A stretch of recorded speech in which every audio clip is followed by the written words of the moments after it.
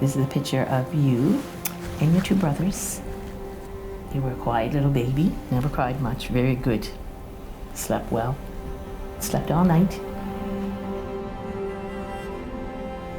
So what do you guys think of mental health in the Black community? Never use the word mental health. If people they would use the word probably nervous, bad nerves. Like if people got sick, they just stayed in the house and helped themselves. A lot of self-medication? Yeah, self-medicating, never did A lot drinking. A lot of people drinking and taking drugs. That's self-medicating.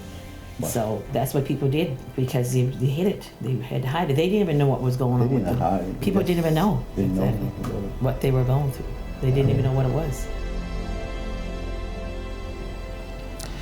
Do you find a lot in the Black community with Black men that it's this fear thing that turns into anger at times a lot? Fear. I agree with you. It starts off with fear, and the thing is, they don't know how to address it, right? Mental health, the word, the coin, the term mental health, it scares our people. Yeah. And when I first started my career in the mental health field, I would go to an individual and I would use the term mental health, and they would shut me down. When I first started talking about my mental health, what were you guys thinking? I was thinking, it's the phase he's going through. At first, I'm thinking, because all my boys are quiet. Yeah. And I thought it'll get better, but then I knew what you were, I always believed you, so I knew what you were telling me was true. You wouldn't be lying about how you felt. Yeah. And then I didn't know what to do. That's why we took you to the doctors. And then they didn't really give you all the help you really needed at that time. Going through the healthcare system and often meeting different doctors and me getting treatment for my depression and anxiety, often it was like, I don't trust this person because they're not even trying to get to know me. They're not even really looking at me in the eye. And I think it's easier for like to understand like, trying to understand and trying to come to some type of common ground with somebody who isn't necessarily from your same socioeconomic background or same racial background. So I think these are the challenges, it's not by accident that there are these discrepancies in healthcare and health provision and health access. There was earlier this year a young med student who's Black who came out and made a book about dermatology and looking at how dermatologic diseases look different in people with Black skin than they do in people with white skin. And dermatologists in general are not taught to identify these skin lesions in Black people. So that's just another example.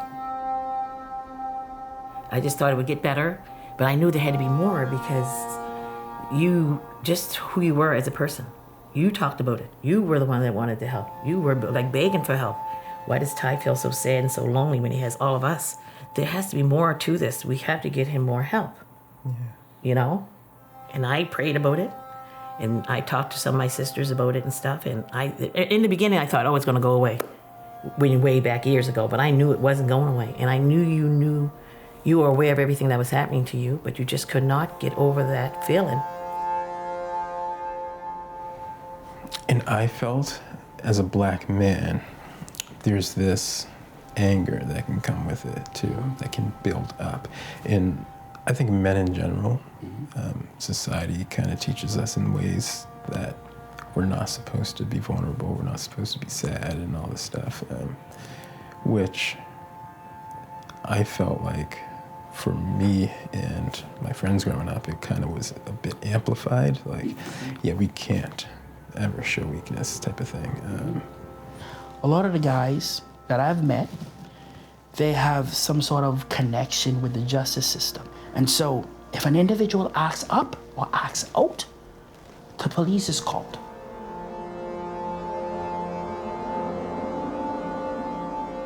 When I first started getting help with depression, anxiety, and I didn't feel safe. I was like, I'm supposed to tell these people from different background and don't really know anything about me. I have to tell them what I'm dealing with because it's so personal, and it was this fear.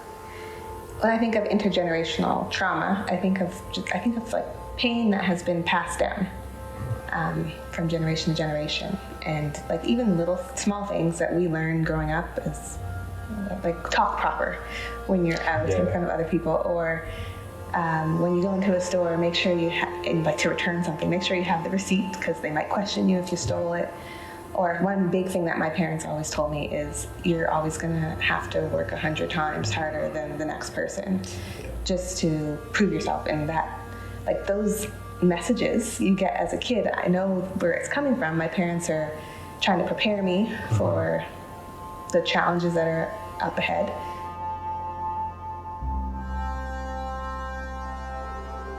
It goes back further than your mom, your grandmom. It goes back to our great-great-great-grandparents. It goes back to slavery. It's multi-generational. It is passed on, right? Sometimes it's passed on, or we think it as a bad thing. Sometimes it's passed on as a coping mechanisms, right? Or for protection. That's so true. Like I do a lot of work, but I feel like I have the worst imposter syndrome in the world. It's like it feels so deep rooted in me. That's when you first really got your help, because I thought, I know there's a mental health center there in Cole Harbor. I'm gonna call them. And when I called them, just like that. I mean, it took a while to get your appointment. It took like 2 months to get in. I remember calling you and I said, Ty, guess what? You said, oh my goodness, that long? I said, yeah, hang in there. I said, I'll call them back and say if there's any cancellations. The same day, though, when you came back from down there, you were like almost like a different person, by just talking to someone else. Yeah. It felt really good. Felt good. You said someone that really knows what you're talking about. That could just listen and weren't like, oh, do this to get better, or do that. They were like real support.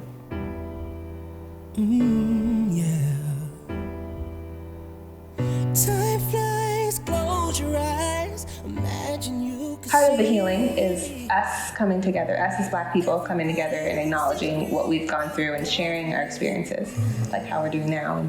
And then we also need the additional layer of the acknowledgement from white people, acknowledging the role that they play in the perpetuation of this trauma that's being passed down. I have a daughter now. What I do to her, I put her on a table every day, once a day. And I say, you're beautiful. You're talented. You're a queen. You're gonna be a doctor. I impart or I empower her. You know what I mean? Every day. My journey to becoming a doctor. Well, the first time that I really imagined myself in that role as a physician was when I was 6 years old. And it was my mom. Took me to a pediatrician. And she was not only female like me, but she was also a Black woman. And that was the first time where it like opened my eyes that this was something possible for me. I can't really remember how you were now. Sometimes, you know me, I kind of think back, but I try not to think too much about the past, because now it's the present. You're a totally different guy now. You're still Ty, of course, my boy, but you're so confident, and you're doing just what you said you were going to do. You're just who you say you wanted to be. That's who you are now to me, right?